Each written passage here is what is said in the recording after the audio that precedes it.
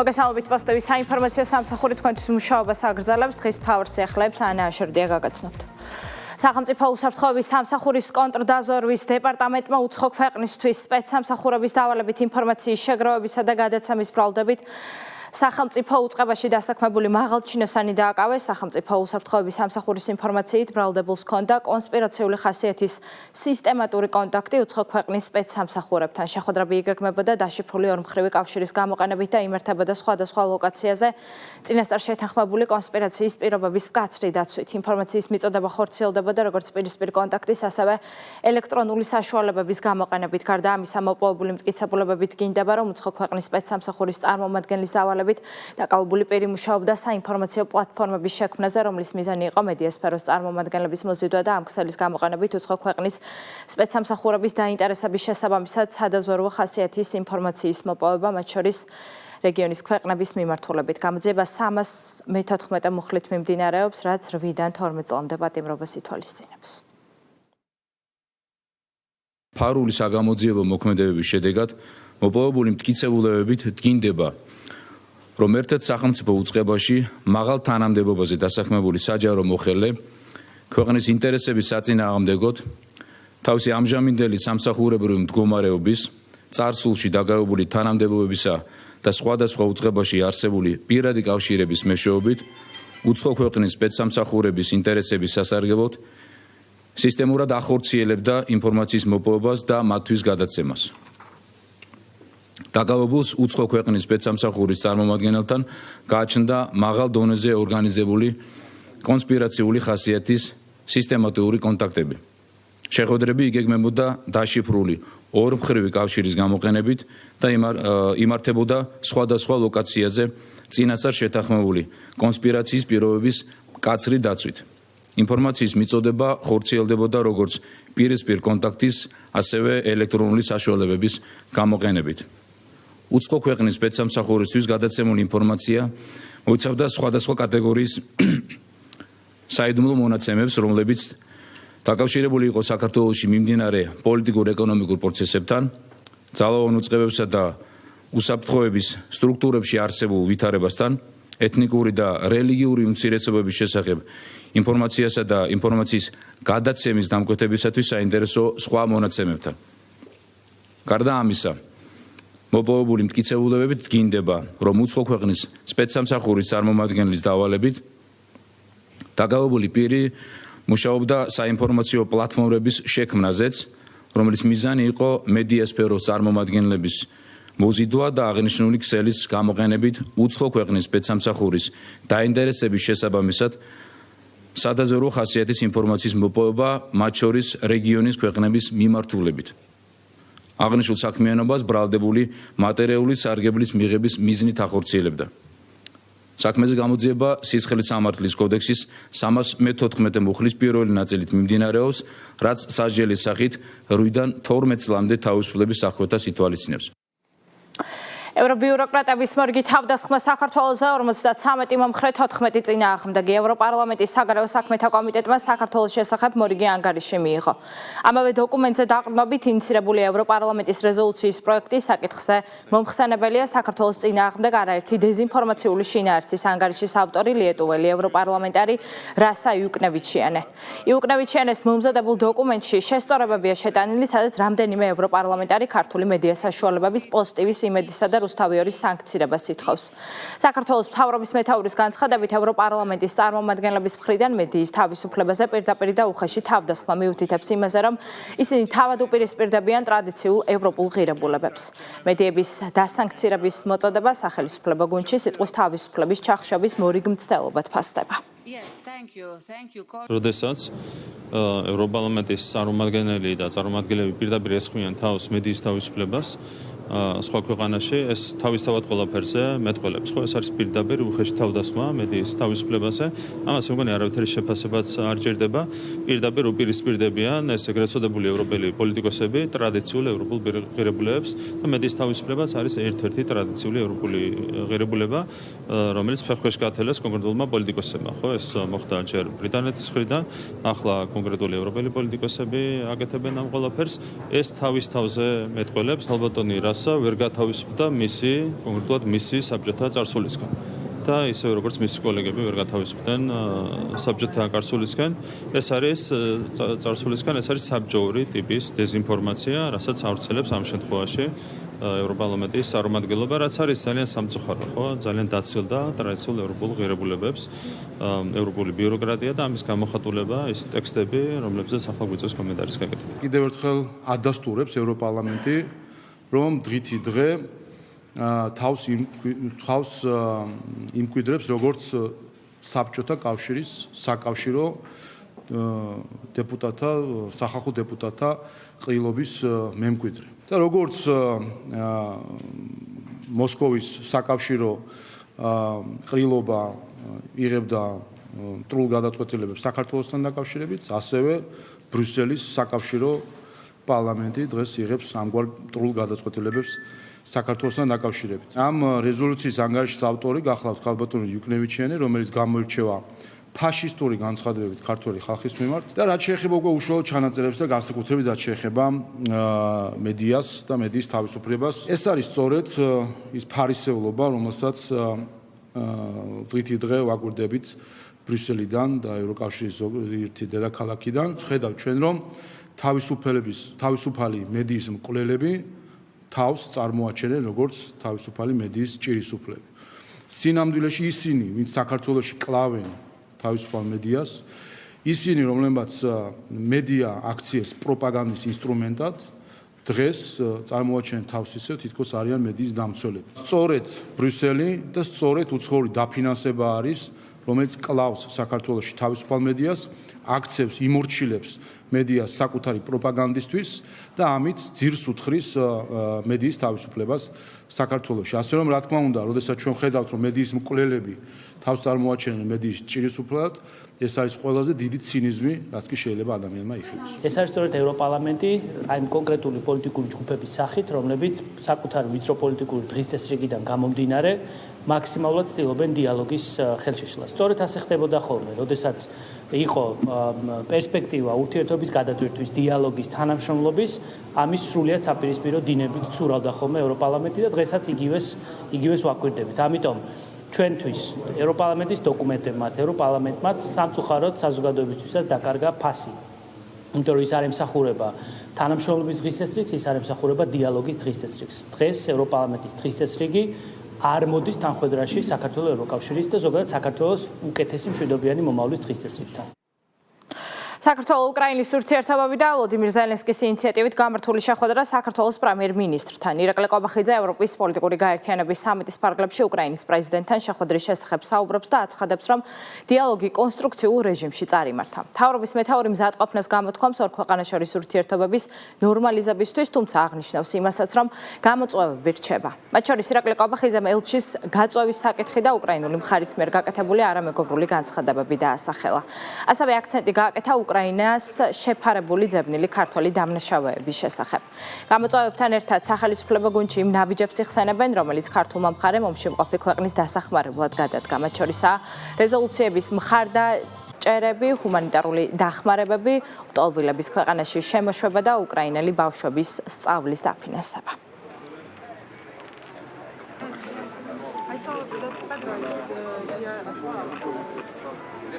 გამოწვევები არსებობს, ეს გამოწვევები დაგროვდა, თუმცა ჩვენს ქვეყნებს შორის მეგობრობას, ურთიერთობას აქვს ძალიან ხანგრძლივი ისტორია. აქედან გამომდინარე, ჩვენ მზად ვართ გავაკეთოთ ყველაფერი იმისათვის, რომ ეს ურთიერთობები მაქსიმალურად აღდგეს და ეს ყველაფერი აისახოს ურთიერთობებში ხელისუფლებებს შორის. ყველა გონივრული ნაბიჯი, რა თქმა უნდა, ჩვენი მხრიდან შეიძლება გაიდაიდგას. ჩვენ ბუნებრივია გულშემატკივრობთ უკრაინელ ხალხს, რომელიც არის დღეს ურთულეს მდგომარეობაში, არის ომის მდგომარეობაში. შესაბამისად, ყველანაირად ვართ დაინტერესებული, რომ არსებობდეს მეგობრული ურთიერთობები, როგორც ქვეყნებს შორის, ასევე ხელისუფლებებს შორის. დავულოდოთ მოვლენების განვითარებას. არ ვიცი, ჩვენი მხრიდან სრული მსაუბარი არსებობს. პრობლემები რაც იყო, ბუნებრივია რჩება. არცაც წასულა ბუნებრივია, არც ადეიშვილი, არც ოლქიფანიძე, არც ის განცხადებები, რომლებიც კეთდებოდა, არც ელჩის გაწვევის გადაწყვეტილება და ეს შემდეგ. ეს რა თქმა უნდა, ჩვენ გუშინ ვიყავით არსებითად კონცენტრირებული მეგობრულ საუბარზე. და ეს იყო სულისკვეთება, რაც იყო ძალიან მნიშვნელოვანი. სიღრმეში არ შევსულვართ, მათ შორის პრობლემებთან დაკავშირებით. რა თქმა უნდა, პრობლემები იყო და ეს პრობლემები არსად წასულა. უბრალოდ ჩვენ უნდა ვიყოთ მომავალზე ორიენტირებული. ზელენსკი ნეგატიურ კონტექსტში მე პირადად არასდროს მიხსენებია და ამას აქვს ერთი მარტივი მიზეზი. მიუხედავად იმ პრობლემებისა, რომლებიც იყო დაგროვილი, ამას აქვს ერთ-ერთი მიზეზი. ზელენსკი არის იმ ქვეყნის პრეზიდენტი, რომელიც არის დღეს ომის მდგომარეობაში და ეს ქვეყანა არის ჩვენი მეგობარი ქვეყანა. ინიციატივა, რომელიც გამოიჩინა პრეზიდენტმა ზელენსკიმ, რომ გასაუბრებოდა საქართველოს პრემიერ-მინისტრს, აჩვენებს ერთ რამეს, რომ ნებისმიერი პოლიტიკა, რომელიც თავშივე არის უსამართლო, განწირულია მარცხისთვის. შეგახსენებთ, რომ თავად პრეზიდენტ ზელენსკიმ უკრაინის სანქციებულთა სიაში ყავს შეყვანილი საქართველოს პრემიერ-მინისტრი ირაკლი კობახიძე.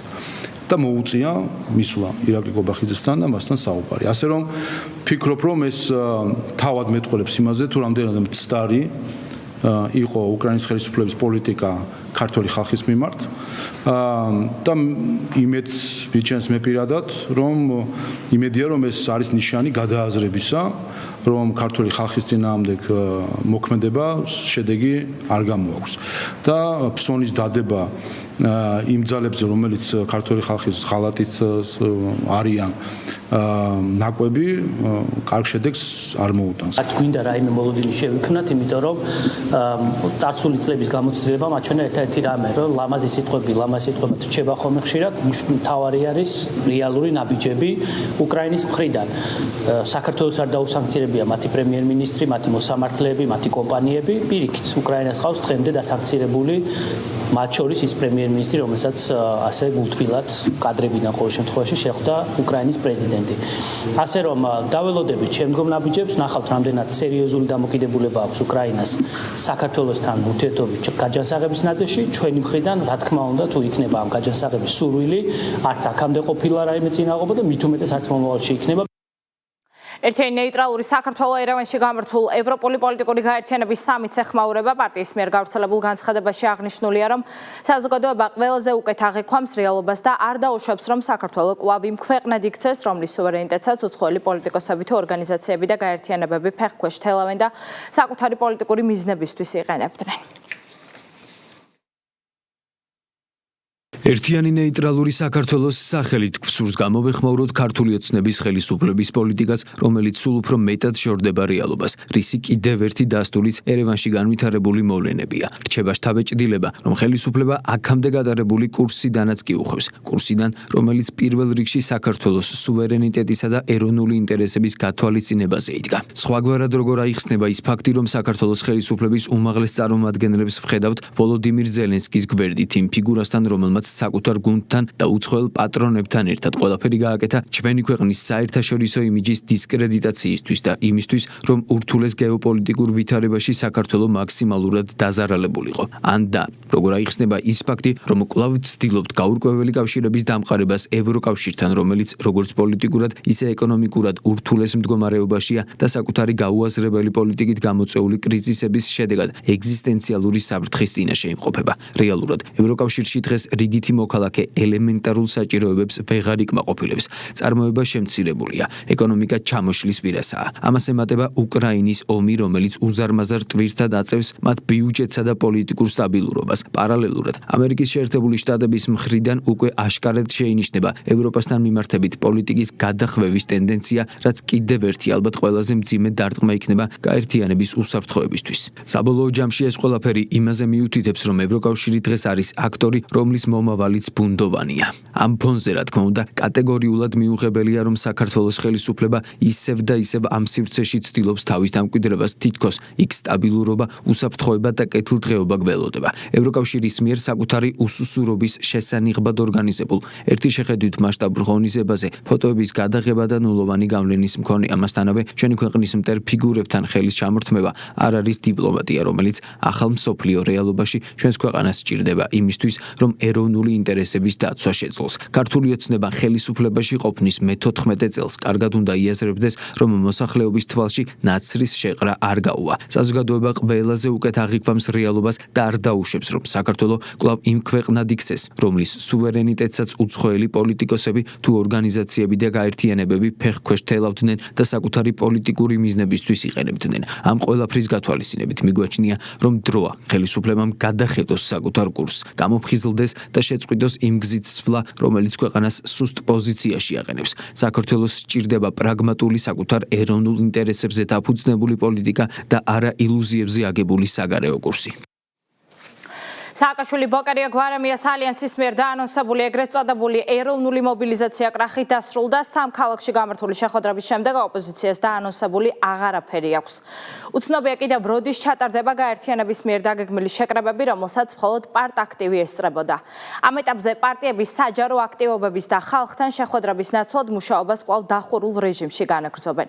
ოპოზიციაში დღეს თქვეს, რომ შეხვედრებზე დამსწრე საზოგადოების მცირე ოდენობა დარბაზების მცირე მოცულობით იყო განპირობებული, თუმცა ნაცმოძრაობაში არ ამხელენ იმ ფაქტს, რომ შეხვედრებზე მცირე ზომის დარბაზებიც კი არაერთხელ გავსებულა. იქიდან გამომდინარე, რომ რეგიონებში შეხვედრებმა შედეგი ვერ გამოიღო, კოლექტიური ნაცმოძრაობის ეგრეთ წოდებულ ალიანსს სწორება დედაქალაქზე აქვს. ნიკა გვარამიას თქმით, ამ ეტაპზე თბილისის აქციაზე ორიენტირდებიან, რეგიონებში კი მათ მხარდამჭერებს საკუთარ ქალაქებში აქციების მოწყობისკენ მოუწოდებენ. მთავრობის მეთაურის განცხადებით, ოპოზიციას ხალხთან საუბრის რესურსი არ გააჩნია, რადგან მათი პოლიტიკა ხალხისა და ქვეყნის ღალატზეა აგებული. ირაკლი კვაბახიძის თქმით, სააკაშვილი ბოკარია გვარამიას ალიანსი ყველა ჯერზე აფიქსირებს, რომ მათთვის მნიშვნელოვანი არა ხალხის ინტერესები, არამედ გარედან მიღებული დავალებებია. რეგიონული შეხვედრები გაგრძელდება, მაგრამ განსაკუთრებული დატვირთვა იქნება შეხვედრებზე თბილისში და მის შემოგარენში. რეგიონული მოსახლეობა საკუთარ ქალაქებში უნდა გამოვიდეს აქციებზე. შეიძლება პოტენციურად ადგილები არ იყოს, უბრალოდ ადამიანის ახან შეხვედრები ასეთ ხასიათის იყო, რომ დარბაზში ტარდებოდა, ამის შემდგომ უფრო მეტად იქნება ეს სახალხო ხასიათის შეხვედრები და სახალხო ხასიათის კამპანია იქნება, ამიტომაც მსგავსი ტიპის პრობლემა ბუნებაშიც არ იქნება. ნაცმოძრაობას არ მიგვიღია მონაწილეობა ამ კონკრეტულ აქტივობებში, ამიტომაც კონკრეტულად ინფორმაციას ეს ზუსტად არ გვყავს. მათ ხალხთან მისასვლელი არავითარი პირი არ აქვთ. საერთოდ არ აქვთ არავითარი მისასვლელი პირი ხალხთან და აქედან გამომდინარე თავიდანვე აბსოლუტურად მოსალოდნელი იყო, რომ ისინი ხალხში ვერ გავიდოდნენ და ვერც გავიდნენ. მათ არ აქვთ ხალხთან საუბრის არავითარი რესურსი, იმიტომ რომ მთელი მათი პოლიტიკა არის აგებული ქვეყნის ღალატზე, ხალხის ღალატზე, ხალხთან დაპირისპირებაზე, ხალხის ინტერესების წინააღმდეგ ბრძოლაზე და ისინი თავიდან ბოლომდე არიან მართული გარედან და ყოველ ჯერზე ისინი აფიქსირებენ, რომ მათთვის საინტერესო არა ქართული ხალხის განწყობა, არამედ გარედან ვიღაცების განწყობა. ასე დროს ხალხს ბუნებრივია ვერ დაელაპარაკები და ამის გამოხატულებაა ის, რომ ისინი ანონსებდნენ ხალხში გასვლას, თუმცა ხალხში ვერ გავიდნენ. დაანონსეს კარდაკარი და ბოლოს გამოვიდა სკამ და სკამი. ნახეთ, რომ მცირე ოთახებში იკრიბებოდნენ საკუთარი პარტიის წევრებთან და ერთმანეთს საბოლოო ჯამში იყო პროცესი, სადაც ისინი უბრალოდ ერთმანეთს ელაპარაკებოდნენ. ყველა პარტიამ უნდა გააცნობიროს ასევე, რომელიც აი ამ სკამ და სკამით არიან დაკავებული, რომ მანამ სანამ ისინი იქნებიან უცხო ქვეყნების დღის წესრიგზე აწყობილი და სხვების მაამებლობით დაკავებული, მათ საქართველოში არანაირი წარმატების იმედი არ უნდა ქონდეს. შეუძლებელია ამ ქვეყანაში, იმ ქვეყანაში, რომელმაც ცოტა ხნის წინ ასეთი მობილიზებით გააცილა პატრიარქი, რომ ჩვენ ვნახოთ მობილიზება ქვეყნის მოღალატეების გარშემო. გაზაფხულდა და კოლექტიური ნაცმოძრაობა გავიდა რეგიონებში და ერთმანეთს შეხვდნენ. ეს არის რეალობა, რომელსაც ცდილობენ საზოგადოებას შეასახონ, თითქოს რეგიონებში ხალხს ელაპარაკებიან. როგორ წარმოგიდგენიათ, რომ მაგალითად ნიკა გვარამიას დამქაშები ჩავიდნენ კახეთში და კახელკლერს ესაუბრონ ღვინოზე. როგორ შეიძლება ჩავიდნენ ბორჯომში და ბორჯომზე ისაუბრონ მაგალითად ბორჯომის წყალზე, როდესაც ესეთი განცხადებები აქვს გაკეთებული, რომლის გამეორებაც კი უბრალოდ არაეთიკურია. რა თქმა უნდა, არაფერი არის სასაუბრო არ აქვს და ამიტომაც არის, რომ პარალელური სამყაროს შექმნის მცდელობის ერთი კიდევ მაგალითია გადიან სადღაც რომელიმე რეგიონში და ისევ და ისევ ხვდებიან ერთმანეთს. საქართველოს რკინიგზაში მასშტაბური მოდერნიზაციის ეტაპი იწყება. პროექტი ინფრასტრუქტურისა და მოძრავის შემადგენლობის მნიშვნელოვნად განახლებას ითვალისწინებს, რაც ქვეყნის სატრანსპორტო და ლოჯისტიკური პოტენციალის გაძლიერებას ემსახურება. მთავრობამ რკინიგზის განვითარების 10 წლიანი გეგმა შეიმუშავა. პროექტის პრეზენტაციას პრემიერი და ეკონომიკისა და მდგრადი განვითარების მინისტრი დაესწრნენ. საქართველოს რკინიგზა გეგმავს 50-მდე ლოკომოტივისა და 1500 ვაგონის შეძენას. სიახლეებია სამგზავრო მიმართულებითაც. საქართველოს რკინიგზა 10 ახალი სამგზავრო მატარებლის შესყიდვას გეგმავს. ამასთან უკვე მიმდინარეობს 5 სამგზავრო მატარებლის კაპიტალური რემონტი, ასევე სამგზავრო სადგურებისა და ბაქნების რეაბილიტაცია. უახლოეს პერიოდში არსებულ რეისებს ახალი მიმართულებები თბილისი, ქუთაისი, თბილისი და თბილისი-ახალციხე-თბილისი დაემატება. ზაფხულის სეზონიდან კი მატარებლები მგზავრებს თბილისიდან ბათუმში 4 საათში ჩაიყვანენ. ასევე იგეგმება ბორჯომი-ბაკურიანის სარკინიგზო ხაზის აღდგენა. ეგრეთ წოდებული კუკუშკა მგზავრებს მომავალი წლის იანვრიდან მოემსახურება. ისტორიული განახლების პარალელურად მზარდია საქართველოს რკინიგზის ფინანსური მაჩვენებლებიც. საქართველოს აქციებს რეგიონში. მთლიანი დანაზოგი არის 230 მილიონ ლარზე მეტი, აქედან ყოველწლიური დანაზოგი არის 40 მილიონ ლარზე მეტი. ეს არის ხელშესახები შედეგები, დასრულდა როგორც მოგეხსენებათ რკინიგზის მოდერნიზაციის პროექტი და შესაბამისად ეს უზრუნველყოფს გამტარუნარიანობის გაზრდას და შედგა 10 წლიანი გეგმა მომდევნო განვითარებისთვის, რაც არ მოხდარა ასევე გასული წლების მანძილზე. ეს განვითარების გეგმა მოიცავს რკინიგზის რესურსების გაუმჯობესების აბსოლუტურად ყველა მიმართულებას. დაგეგმილია სალოკომოტივო და სავაგონო პარკის სრული განახლება, გაციფრულება და ეს შემდეგ ყველა მიმართულებით სერიოზული ინვესტიციები ჩაიდება საქართველოს რკინიგზაში, რაც უზრუნველყოფს ტვირთების გადაზიდვის დროის განახევრებას ჩვენს ქვეყანაში და გაზრდის ორჯერ ტვირთების გამტარუნარიანობას. ბუნებრივია ეს ყველაფერი აისახება შემოსავლებზე ქვეყნისთვის, აისახება ქვეყნის ეკონომიკის განვითარებაზე, ანუ იქნება ძალიან მასშტაბური ინვესტიციები, თუმცა ამ მონაგები იქნება ამ ინვესტიციაზე კიდევ უფრო მეტი. წელს უკვე ვახორციელებთ 1 მილიარდი ლარის ოდენობის ინვესტიციას რკინიგზაში, ჩვენ ვაახლებთ სრულად სალოკომოტივო პარკს და შევისყიდით ახალ ელმავლებს. 10 წლიან გეგმაში იყო 1,7 მილიონი ლარის მოცულობის ინვესტიცია, რომელიც არის გაწერილი და პრიორიტეტები არის შესაბამისად დალაგებული. მინდა გითხრათ, რომ დღეს ჩვენ წარვადგინეთ ასევე შედეგები, თუ რა შედეგები დავდეთ გასული 1 წლის განმავლობაში და დავდეთ გეგმა ამ მოკლევადიანი და საშუალო და გრძელვადიანი. მოკლევადიან გეგმაში ჩვენ გვაქვს სავაგონო პარკის გაზრდა, ლოკომოტივების განახლება, სამგზავრო მიმართულების სრული განახლება და სრულად ახალი მატარებლების შესყიდვა და ინფრასტრუქტურის არსებითი გაუმჯობესება. ჩინეთში ფოიერვერკების ქარხანაში აფეთქების შედეგად ტრაგიკულად დაღუპულთა ოჯახებს საქართველოს პრემიერ-მინისტრი უსამძიმრებს. ირაკლი კვაბახიძე დაშავებულებს გამოჯანმრთელებას, ხოლო დაზარალებულებს გამძლეობას უსურვებს.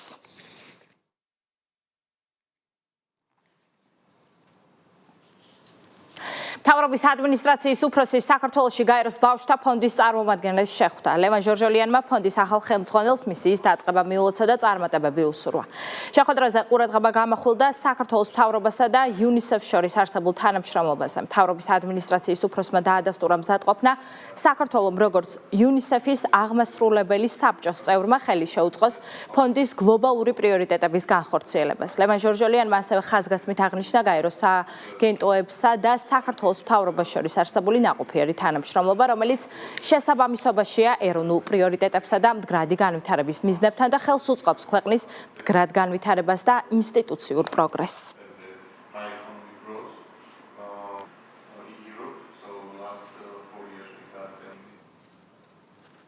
რაღის 1 კილოგრამი საქონლის ხორცი საქართველოსა და რეგიონის სხვა ქვეყნებში საერთაშორისო კვლევითი ორგანიზაციის ნუმბეოს მონაცემებით საქართველოში მეზობელ ქვეყნებთან შედარებით საქონლის ხორცი ყველაზე იაფია. ანგარიშის მიხედვით 1 კილოგრამი საქონლის ხორცის საშუალო ფასი $9.96 შეადგენს, რაც რეგიონში ყველაზე დაბალი მაჩვენებელია. კვლევა 103 ქვეყნის მონაცემებს აერთიანებს და ამ რეიტინგში საქართველოს 73 ადგილს იკავებს. კვლევის თანახმად რეგიონში ყველაზე ძვირი საქონლის ხორცი თურქეთში ფიქსირდება, სადაც 1 კილოგრამის საშუალო ფასი $20 $0.01 აღწევს, რითაც ქვეყანა მე-17 ადგილზეა. მას მოსდევს სომხეთი, რომელიც 52 პოზიციაზეა და ხორცის ფასი $12.28 შეადგენს. შემდეგ 65 ადგილით მოდის რუსეთი, სადაც ხორცის ფასი $10.90-ია, ხოლო აზერბაიჯანი 70 პოზიციაზეა, სადაც ხორცის ფასი $10.53 შეადგენს. ყველაზე ხელმისაწვდომი ფასი კი სწორედ საქართველოში ფიქსირდება. კვლევაში აღნიშნულია, რომ მიუხედავად მსოფლიო ბაზრებზე ხორცის გაძვირების ტენდენციისა, საქართველოს რეგიონში კონკურენტულ და მოსახლეობისთვის ხელმისაწვდომ ფასს კვლავ ინარჩუნებს და ქვეყანა ერთ-ერთ ყველაზე ხელმისაწვდომ ბაზრად მიიჩნევა.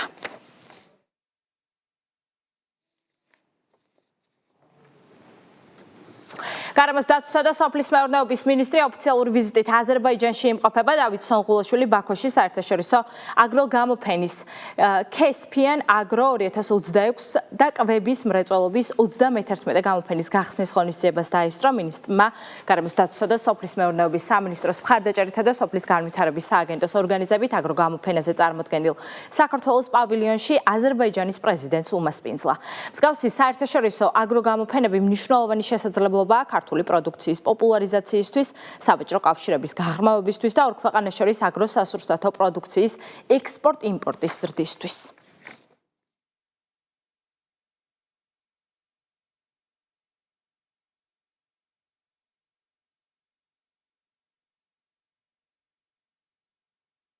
Caspian Agro არის რეგიონში უმსხვილესი აგროსასურსათო გამოფენა, განსაკუთრებულად მნიშვნელოვანია საქართველოს მონაწილეობა ამ გამოფენაზე.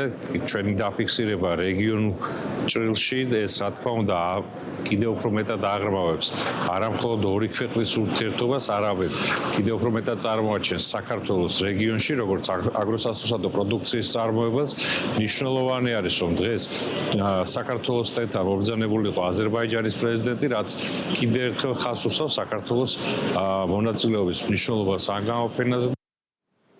სოციალურად დაუცველი და მრავალშვილიანი ოჯახებისთვის ელექტროენერგიის სუბსიდირების თანხა იზრდება 1 აპრილიდან მთავრობის დადგენილებით ოჯახებს, რომელთა სარეიტინგო ქულა 70,000-ზე ნაკლებია, დამატებით 5 თეთრი დაუსუბსიდირდებათ. ცვლილებებით ისარგებლებენ ოჯახებიც, რომელთა სარეიტინგო ქულა 150,000-ს არ აღემატება. რაც შეეხება მრავალშვილიან ოჯახებს, ელექტროენერგიის ახალი ტარიფის შესაბამისად დამატებით 10 ლარის სუბსიდიას მიიღებენ. ამას ემატება 10 ლარიანი სუბსიდია ყოველ მომდევნო შვილზე. Привет.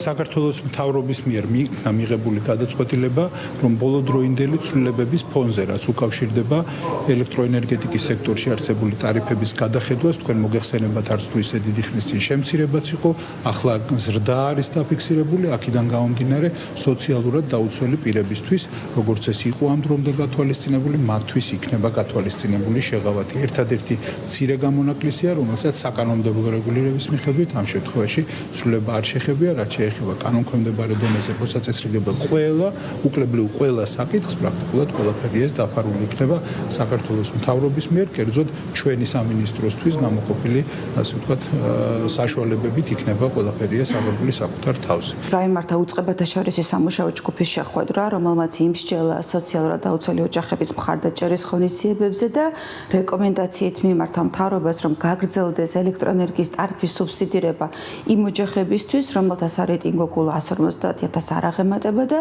მათ სრულად დაუფინანსდეთ გაზრდილი 5 თეთრიანი ტარიფი. საქართველოს ადგილობრივი მალარიისგან თავისუფალი ქვეყანა ჯანმრთელობის მსოფლიო ორგანიზაციის მიერ ჩვენი ქვეყნისთვის სტატუსის მინიჭებასთან დაკავშირებით ბათუმში საზეიმო ღონისძიება გაიმართა. ყურადღება გამახვილდა ჯანმრთელობის სფეროს იმ სპეციალისტების ღვაწლზე, რომლებმაც მნიშვნელოვანი წვლილი შეიტანეს მალარიის ელიმინაციის პროცესში. მაღალი პროფესიონალიზმისა და მალარიის წინააღმდეგ ბრძოლაში შეტანილი მნიშვნელოვანი წვლილისთვის სპეციალური ჯილდო გადაეცა აჭარის ავტონომიური რესპუბლიკის ჯანდაცვის მინისტრს. ღონისძიების ფარგლებში სპეციალური სიგელებითა და სამახსოვრო მედლებით დაჯილდოვდნენ აჭარის, გურიის, სამეგრელოსა და ფოთის რეგიონებში მომუშავე ჯანდაცვის სფეროს წარმომადგენლები. წარდგენილ იქნა პრეზენტაცია და ფილმი ადგილობრივი მალარიისგან თავისუფალი ტერიტორიის სერტიფიცირების პროცესი საქართველოში. ეს სერტიფიკატი ადასტურებს იმას, რომ 3 წლის განმავლობაში საქართველოში არც ერთი ფაქტი შიდა გადადების მალარიის არ ყოფილა. აღნიშნული მნიშვნელოვანია ბევრი თვალსაზრისით, განსაკუთრებით ასევე ხაზგაუსვავდი იმას, რომ ეს ტურისტულ პოტენციალს მნიშვნელოვნად უწყობს ხელს. ერთი არის, რომ ჩვენ მოვიპოვეთ ეს სტატუსი, თუმცა ამავდროულად მნიშვნელოვანია ჩვენ შევძლოთ აღნიშნული სტატუსის შენარჩუნება, რისთვისაც ყოველწლიურად ბიუჯეტიდან საკმაოდ სოლიდური თანხებია გამოყოფილი და ძალიან დიდი შრომის გაწევა ხდება საზოგადოებრივი ჯანდაცვისა და ადგილობრივი მუნიციპალიტეტების მიერ. მადლობელი ვარ დღევანდელი დღის, მიღებული სამადლობელი სიგელის, მიღებული ამ ჯილდოსი, ეს უკვე პასუხისმგებლობა ისევ გვიორმაგებს და არის ასევე მამოტივირებელი ჩვენთვის. ანუ რასაც პასუხისმგებლობას ვიღებთ და ვმუშაობთ, ჩათვალეთ, რომ 10 მაგად, 100 მაგად მეტად ვიმუშავებთ ჩვენს საქმეზე. ძალიან დიდი შრომა იქნა გაწეული, რომ ჩვენ აჭარაში პირველად მიგვეღწია ადგილობრივი მალარიის ლიკვიდაციის შემთხვევას. ამაში ძალიან დიდი წვლილი მიუძღვის ჩემ ხალხს, ჩემთან ერთად, რომლებიც შრომობდნენ. ეს იყო პოზიტივის საინფორმაციო გამოშვება 4 საათზე, მე ზუსტად 7 საათამდე გემშვიდობებით. საინფორმაციო შემდეგ კი ეთერს გააგრძელებს პოლიტიკური პოსტი ნუგზარ ხავთასთან ერთად. აუცილებლად დარჩით არხზე, წინ საინტერესო გადაცემა გელოდებათ დროებით.